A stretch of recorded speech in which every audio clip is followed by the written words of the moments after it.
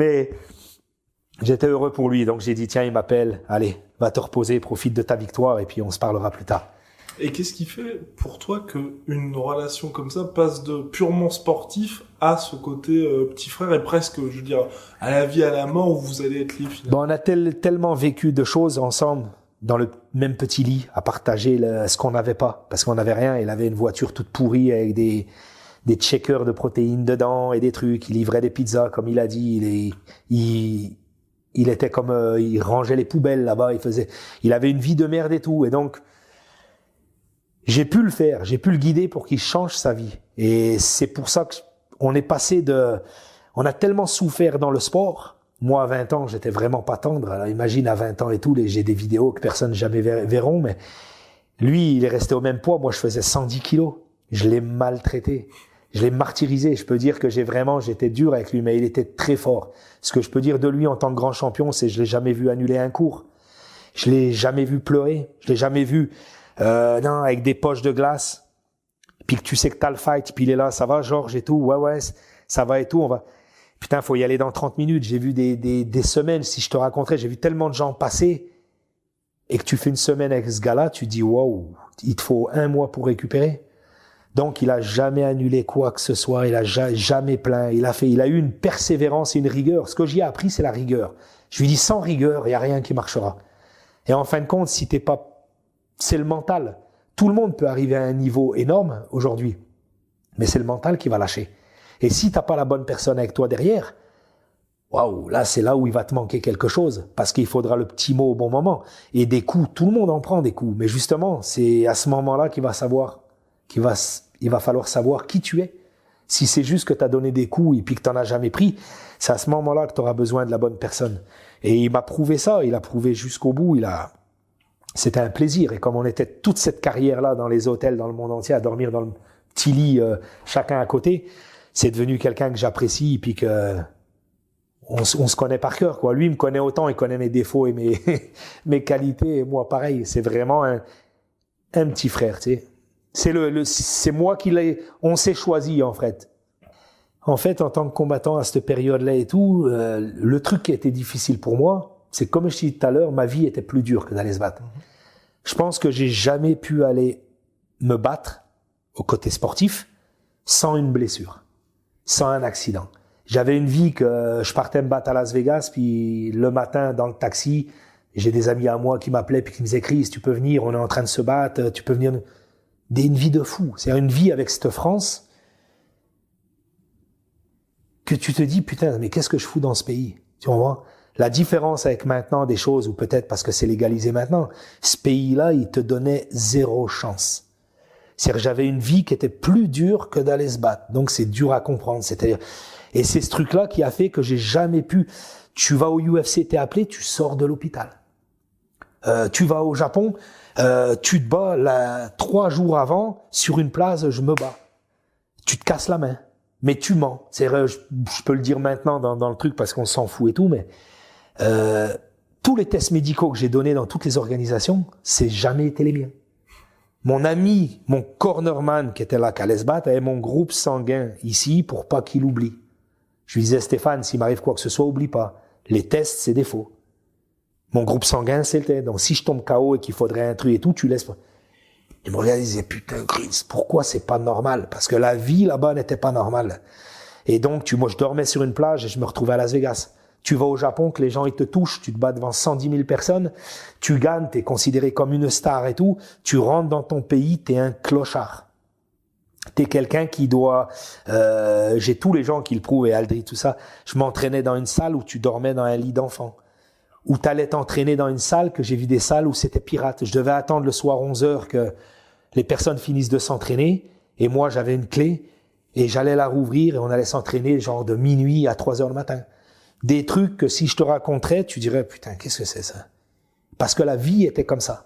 Et donc, ce qui était dur pour la carrière de fighter, c'est que j'ai jamais pu réellement avoir juste un fight qu'on te donne, que t'aies tout ce qu'il faut, que t'aies à manger, que tu t'entraînes bien, que t'aies des vrais sparring partners, que t'aies des docteurs autour de toi, des gens qui t'expliquent des choses. C'est moi qui a donné mon expérience aux autres, mais moi, on m'a jamais rien dit. Je me suis débrouillé tout seul en pensant, c'est pour ça que j'ai fait toutes les erreurs du monde possible. Et qu'on te dit, Christophe, dans 6 semaines, tu vas te battre là. On m'appelait, c'était dans 2 jours. Et puis dans 3 jours. En fin de compte, c'est ça qui était le plus dur. C'est que tu n'avais jamais une vraie opportunité professionnelle de dire, tu as un fight prévu là-bas, tu partais à l'arrache, tu avais un billet d'avion, tu étais de l'autre côté, c'était un enfer pour arriver le jour J du fight. Tu étais plus épuisé à arriver au jour du fight. En gros, j'allais me relaxer en me battant. Mais tu sais où je kiffais et tout, c'était que c'était une vie de fou, je regrette rien. Et que je passais d'un fight, je suis au Canada, j'habite au Canada, tu passes au Maroc pour aller te battre contre Verdum. 5 jours après, tu reprends un avion, j'étais à Miami. Et quand je m'arrêtais et que je pensais à tout ça, je disais, putain, c'est une vie de malade. Et c'est une vie, jamais j'aurais choisi une autre vie de celle-là. J'ai aimé ça tout au long, et c'est pour ça que les petites erreurs qu'il y a eu, c'est des erreurs de la vie, mais c'est justement, j'empêche de le faire aux autres maintenant. Puis le sport a évolué, mais j'ai kiffé cette vie. Et j'allais me battre, j'allais à Abu Dhabi me battre à DCC au Brésil. Je me retrouvais là-bas. J'ai une bonne anecdote, j'ai fait les trials c'était en Suède ou en Finlande. Je crois que j'ai fait 15 fights à la journée en soumission pour être sélectionné à Abu Dhabi. Et quand le mec, il me dit, mais il faut un coach. J'ai pris une bouteille d'eau, j'avais une bouteille d'Evian, je me rappelle toujours, j'ai dit au mec, mais il est là mon coach. Et il m'a dit, non, il faut choisir quelqu'un. Et là, je me suis retourné dans le public, et là, Jess Lodin, tu vois, c'est un combattant du UFC. J'ai vu Jess, comme c'était un Français, je dis, oh Jess!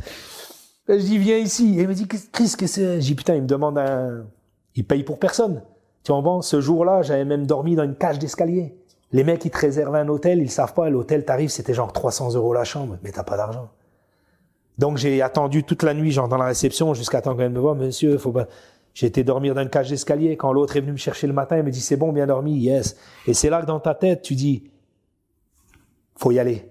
T'as 1 heure que tu dois te battre, c'est ni avant, ni après, c'est maintenant. J'ai gagné tous les combats. J'ai finalisé tout le monde. C'est moi qui ai été sélectionné. Après, j'ai dit, putain, c'est des souvenirs de fou. J'ai mis Jess à la place de ma bouteille d'eau. Il m'a aidé. Tu repars chez toi, je suis reparti avec un pied cassé. Et tu dis, mais c'est quoi cette vie de malade? Mais c'est des bons souvenirs, et c'est des souvenirs que je regrette pas. C'est ce qui a fait de moi aujourd'hui comme ça. Et c'est comme ça que je peux repérer les gens, les fighters, qui ont vraiment un courage. Et c'est là où Manon, elle va donner encore une leçon de courage à tout le monde. Parce que cette fille-là, elle est exceptionnelle quand tu la bats. J'ai rarement vu ça, même chez les hommes. C'est dur de voir ça. J'ai vu ça dans les combattants, mais tous un petit peu spécial. En fait, c'est elle qui va nous amener au fight. C'est pas nous qui l'amenons là, mercredi, c'est elle qui va nous amener au fight. Toute cette expérience, en fait, en tant que mentor, je kiffe, je prends mon adrénaline. Aldric, quand j'ai pas hésité une seconde, j'étais dans le coin, mais bon, je suis repassé d'un travail à un autre. En gros, d'un short, tu passes d'un short à un autre short avec une autre mission. Et c'est le frisson qui me fait faire ça. Si j'ai plus ce frisson-là, c'est-à-dire que j'aurais dit, ouais, je peux pas.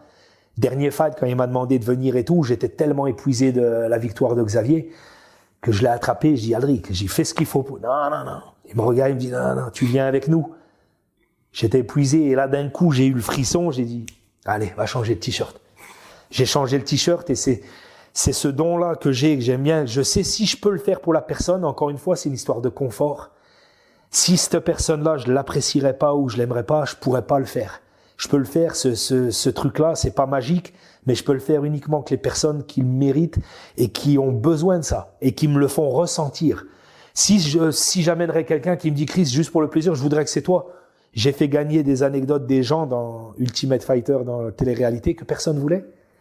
Et que le mec a battu tout le monde, une anecdote avec John Danaher et Georges, avec Cody. Tu vois, Cody, celui qui passe toutes les guillotines. Et eux, ils sont comme des fous. Il dit non, il prend le pote de Kochek, qui est vraiment de la télé-réalité. Il dit lui, non, Chris, ce gars-là, on peut rien faire pour lui. Je dis, mais vous savez quoi, tenez-vous loin. Laisse-le moi. J'ai baragouiné 3 mots en anglais. J'ai pris Cody, j'ai expliqué que regarde, mec, c'est quoi le problème? Ce gars-là, il fait peur à tout le monde dans la maison. Mais aujourd'hui, c'est le fight, c'est plus la maison. Donc c'est le jour J. Avant ou après, on s'en fout. Est-ce que là, t'as envie d'aller te battre? Oui. Mais j'ai alors, qu'est-ce qu'on s'en fout? Écoute-moi, tu vas faire un truc pour moi. Ce gars-là, il t'a fait chier toute une semaine dans la maison. Alors tu vas me faire un plaisir. J'ai par contre, attention, moi je suis avec toi, mais t'es avec moi comme ça. Déjà quand ce mec-là, il va être en face de toi, il va te montrer la main, tu serres pas la main. Et tu lui fais bien comprendre. Parce que sinon, mon plan, il va pas marcher. Il m'a dit, on va pas serrer la main. Ce gars-là, il t'a fait chier toute une semaine. Pourquoi tu dois le respecter? Et derrière ça, t'es fort en guillotine, toi. Dans J, je t'explique. Quand il y a le gong, tu cours dessus, je m'en fous comment, quoi qu'il qu'est-ce, tu vas arriver à la bagarre, ça va arriver au sol, t'attrapes son cou et tu me le finalises. Et si tu regardes le fight de Cody, tout le monde est resté con. Parce que j'explique le truc, Cody, l'autre il fait ça en face, Cody me regarde, je fais non, il fait non. Tu vois que même l'autre en face, il reste un petit peu, il se dit, ok, comme tu veux. Oh. Dodo.